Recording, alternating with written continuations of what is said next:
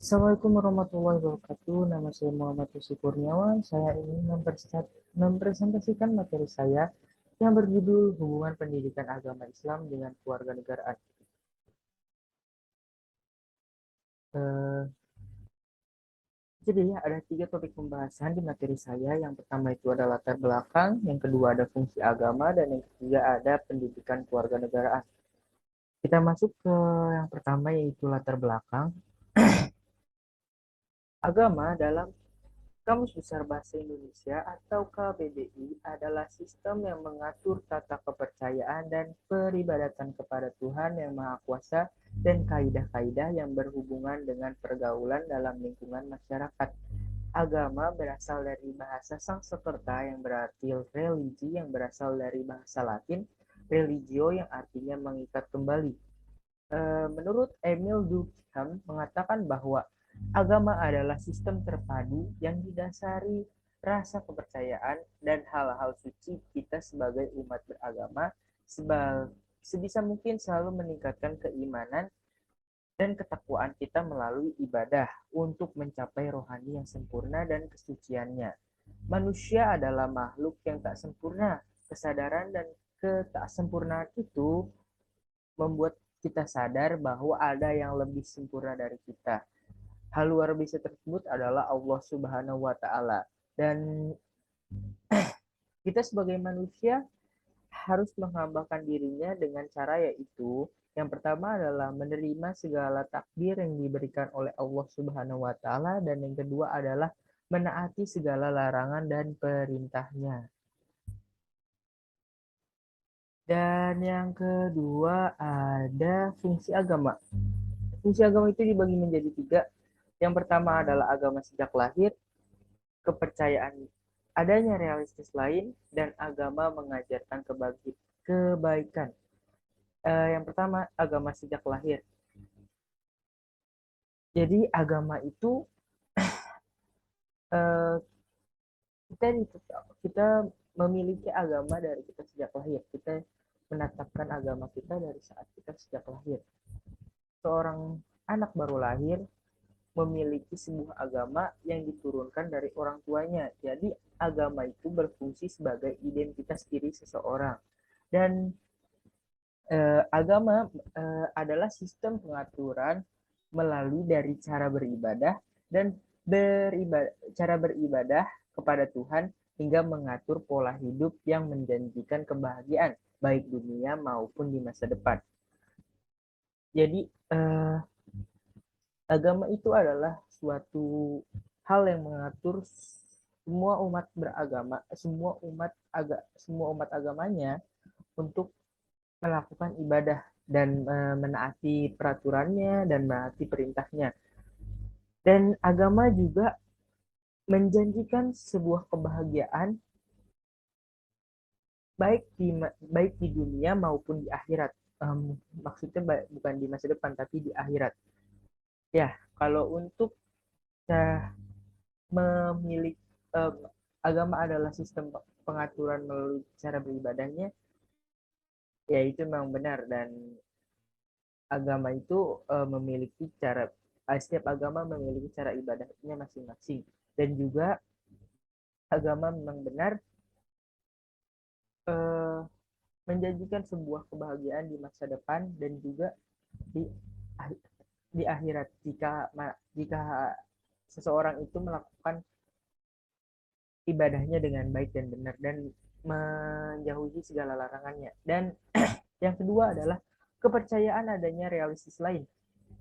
eh, jadi eh, umat beragama, jadi seseorang seseorang itu melakukan ibadah karena mereka percaya adanya sesuatu yang lebih sempurna dari dirinya, yaitu adalah Allah Subhanahu wa taala. Karena hal tersebut eh, mereka melakukan ibadah, ya. Salah satunya seperti di latar belakang tadi sudah saya sebutkan, yaitu adalah menaati segala peraturan dan larangannya, terus melakukan segala ibadah yang peraturan ibadah yang diberlakukan oleh agamanya. Dan di sini menurut DC Mulder, agama adalah kepercayaan akan adanya realitas lain selain yang satu ini. Sementara Whitehead mengatakan untuk agama adalah untuk menilai dari ajarannya, agama adalah sistem kebenaran umum yang memiliki efek mengubah perilaku manusia jika dipelihara dan dipraktikkan secara sukarela. Ya, benar. Agama itu untuk menilai dan di ajarannya agama adalah sistem kebenaran. Agama itu ya bisa dibilang suatu hal yang benar karena agama ya nggak ada agama yang mengajarkan hal yang salah seperti itu. Dan yang ketiga adalah agama mengajarkan kebaikan. Nah, seperti tadi, agama itu selalu mengajarkan kebaikan. Gak ada agama yang mengajarkan keburukan. Gak ada agama yang mengajarkan perbuatan keji. Semua, maaf, setiap aja, setiap agama mempunyai ajarannya masing-masing. Tapi setiap agama itu selalu mengajarkan kebaikan. Gak ada yang agama yang mengajarkan keburukan. Eh, Tuhan itu dapat Tuhan Allah itu dapat membawa kedamaian yang diinginkan, dapat membawa kedamaian bagi hambanya. Jadi jika kita melakukan kebaikan, contohnya kita amal di masjid, setelah kita amal, kita merasa hati kita tenang, hati kita damai, ya kan? Nah, sebaliknya kalau kita melakukan kejahatan, contohnya kita mencuri barang, hati kita pasti akan merasa gelisah, akan merasa khawatir. Jadi ya agama itu menjanjikan kedamaian dan juga agama itu selalu mengajarkan kebaikan. Dan eh, di sini ada menurut Dr. Francisco Jose Mourinho, agama menjanjikan orang rasa aman karena keyakinan agama adalah seperangkat jawaban berdasarkan pengetahuan ilahi atau interpretasi kekuatan supranatural terhadap berbagai pertanyaan mendasar yang muncul dari pikiran manusia. Jadi agama itu adalah jawaban dari segala pertanyaan-pertanyaan yang ada di pikiran manusia.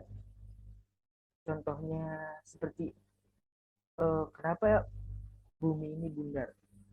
Di agama itu diterangkan tentang kenapa bumi ini bundar dan kenapa dunia ini harus diciptakan, kenapa dunia ini ada, kenapa bumi ini ada, kenapa kehidupan itu ada. Di dalam agama itu ada jawaban terhadap pertanyaan-pertanyaan yang ada di pikiran manusia.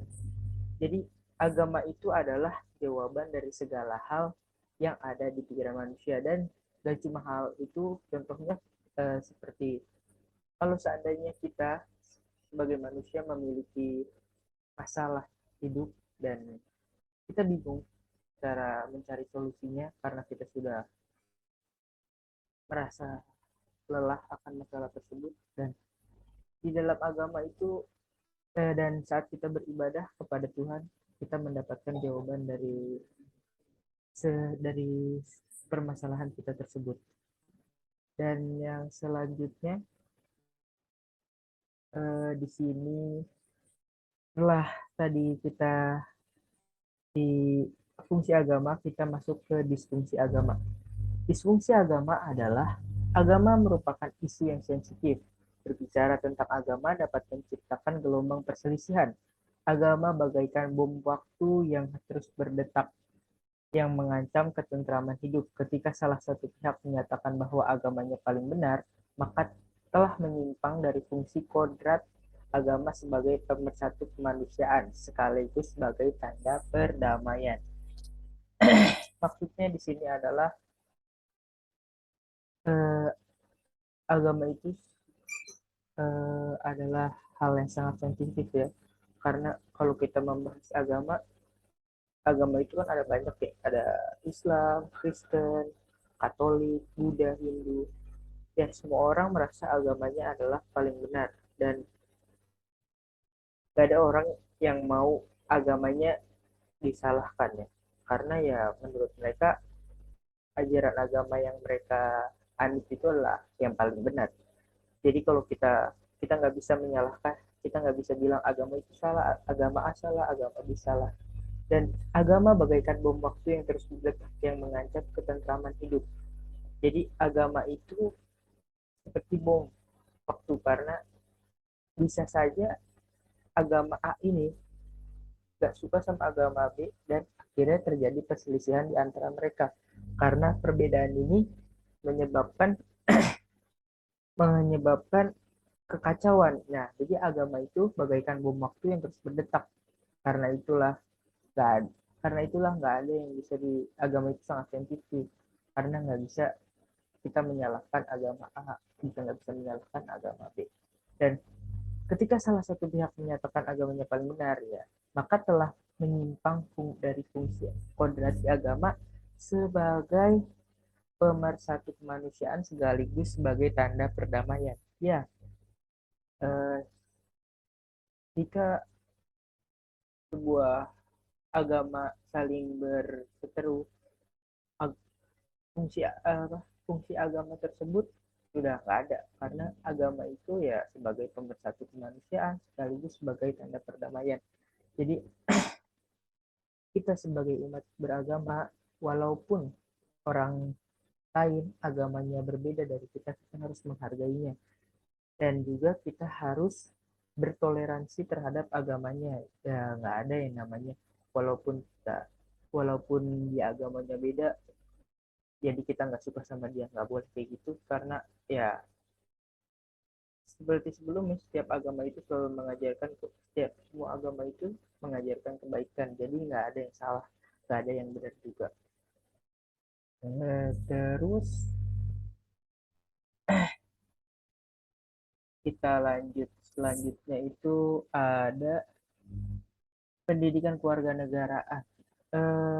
Pendidikan kewarganegaraan bertujuan untuk membantu kita memiliki wawasan tentang rasa bela negara dan memiliki pola pikir, sikap, dan pola perilaku sebagai model tindakan patriotik menurut Pancasila. Tetapi kesemuanya itu diperlukan untuk menjaga keutuhan dan perlindungan negara Kerepublikan Indonesia, Negara Kesatuan Republik Indonesia.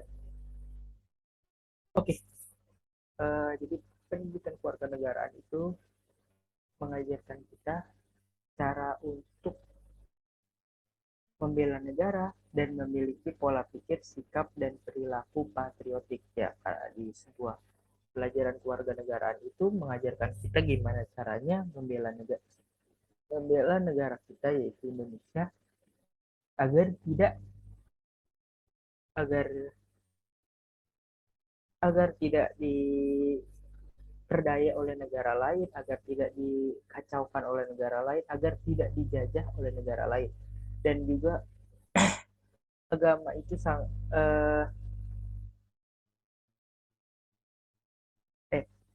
pendidikan kewarganegaraan itu sangat penting, sebab dengan pendidikan kewarganegaraan itu kita bisa mengetahui cara mengamalkan nilai-nilai Pancasila, nilai-nilai yang terkandung dalam Pancasila, dan tetapi kesemuanya itu diperlukan untuk menjaga keutuhan dan perlindungan negara. Jadi semua hal yang diajarkan dalam pendidikan kewarganegaraan itu tujuannya adalah untuk menjaga keutuhan dan perlindungan negara Republikan Indonesia. Oke, kita lanjut. Tujuan pendidikan kewarganegaraan. Tujuan utama pendidikan kewarganegaraan adalah untuk meningkatkan pemahaman dan kesadaran bernegara, sikap dan perilaku patriotik, dan berlandaskan budaya, pemahaman Nusantara, dan ketahanan nasional, melibatkan peserta didik sebagai calon sarjana yang belajar dan menguasai ilmu pengetahuan dan teknologi. Jadi tujuan dari pendidikan kewarganegaraan adalah untuk meningkatkan pemahaman dan kesadaran bernegara, sikap dan perilaku patriotik, dan berlandaskan budaya. Jadi pendidikan kewarganegaraan itu agar kita bisa menumbuhkan rasa kesadaran akan bernegara, kita bisa menghargai kebudayaan negara Republik Indonesia, dan kita bisa menaati hukum-hukum yang ada di negara Indonesia. Sikap dan perilaku yang patriotik berlandaskan budaya, pemahaman Nusantara dan ketahanan nasional, melibatkan peserta didik sebagai calon sarjana yang belajar dan menguasai ilmu pengetahuan dan teknologi. Jadi tujuannya itu ya agar kita memahami dan sadar akan akan sebuah negara, dan kita memiliki sifat patriotik seperti yang sebelumnya. Dan yang selanjutnya itu ada hubungan pendidikan agama Islam dengan kewarganegaraan. Pendidikan agama Islam tidak hanya membantu siswa menguasai berbagai ajaran Islam, tetapi yang lebih penting adalah bagaimana siswa dapat mengamalkan ajaran tersebut dalam kehidupan sehari-hari. Pendidikan agama Islam juga menekankan pada integritas dan integrasi antara ranah kognitif, psikologis, dan emosional. Oleh karena itu, semua bidang harus relevan dan konsisten dengan tujuan yang ingin dicapai. Pendidikan agama Islam bertujuan akhir untuk perdamaian, dan tujuan ini sebenarnya adalah tujuan dari Nabi Muhammad Shallallahu Alaihi Wasallam. Oke, jadi berfokus pada visi dan misi pendidikan kewarganegaraan, yaitu pembentukan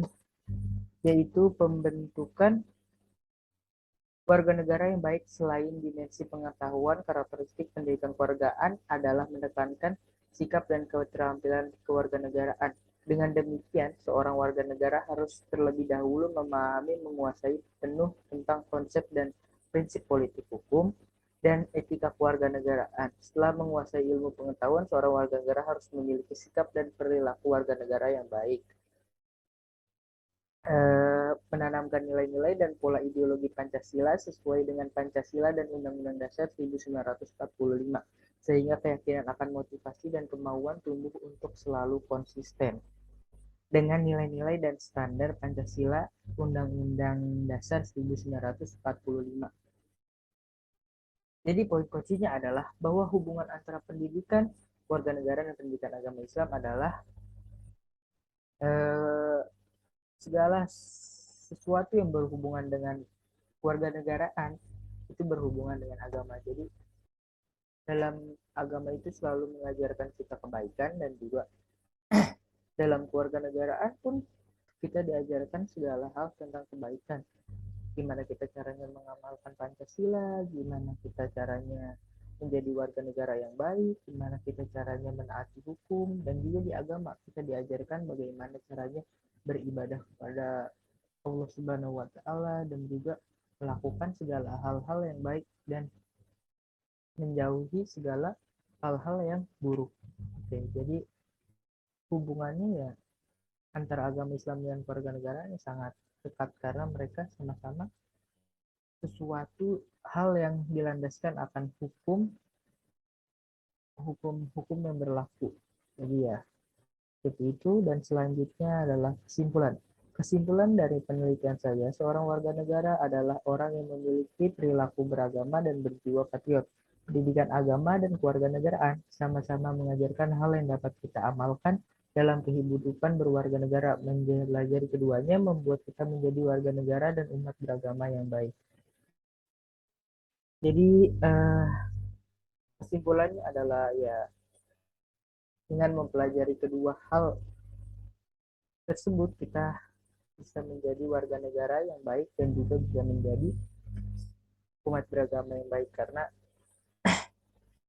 dengan kita mempelajari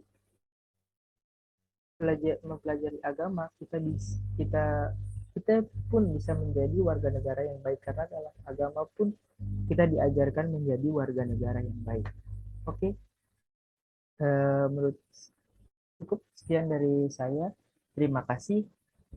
Kurang lebihnya mohon maaf. Wassalamualaikum warahmatullahi wabarakatuh. Terima kasih.